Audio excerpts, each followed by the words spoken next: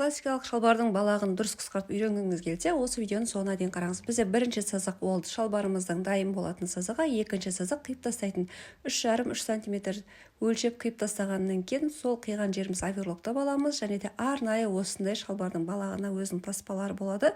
Осыны осылай тігіп шығатын боламыз. Содан кейін барып ішке қарай қайырып, үтіктеп, ол жерді көктеп алсаңыздар болады, немесе осылай инемен бекітіп қоямыз. Содан кейін барып ине жібімізді сабақтап алып, осылай бірінші бекітпе беріп аламыз.